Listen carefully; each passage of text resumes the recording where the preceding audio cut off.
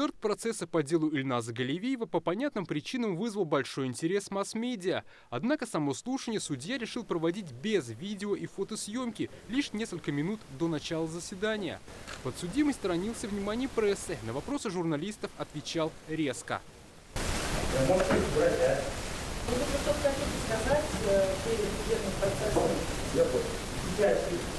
Группу гособвинения на процессе возглавил прокурор Татарстана Илдус Нафиков. Ильназ Галевиев обвиняется сразу по нескольким статьям Уголовного кодекса: убийство, покушение на убийство, незаконное изготовление взрывчатых веществ, умышленное уничтожение имущества. Напомним, в результате трагедии в 175-й гимназии 9 человек погибли, более 100 получили ранения. Всего потерпевшими признаны более 600 человек. Согласно материалам уголовного дела, причиной трагических событий стало стремление Галевиева подражать действиям неформальных представителей одной из деструктивных субкультур.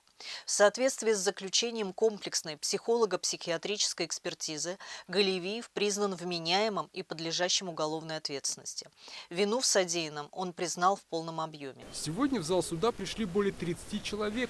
Это родственники погибших, школьники и их родители. У Наиля Сагдеева во время нападения в 175-й гимназии находились 3 детей. Сын был ранен. Я должен сначала быть в суде, все это послушать, весь этот процесс, как Галевиев дошел до этого. Вот, мне больше сейчас вот эта тема интересна.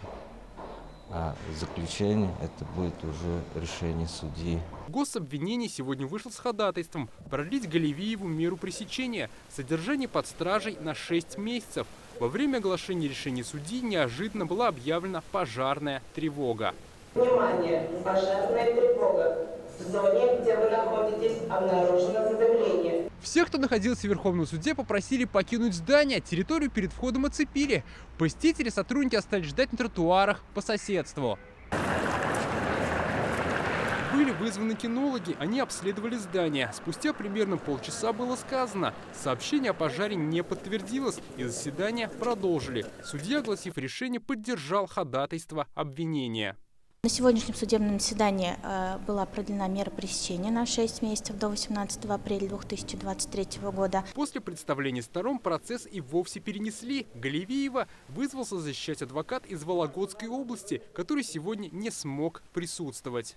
Мы обратили внимание на неэтичность поведения адвоката, потому что не явился адвокат. Он представил документ, что заключил соглашение на защиту Галевиева.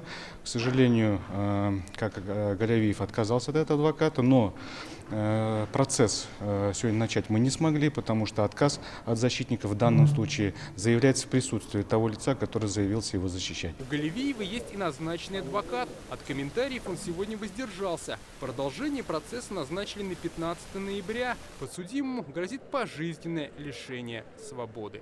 Дмитрий Айринин, Игорь Романов, ТНВ, Казань.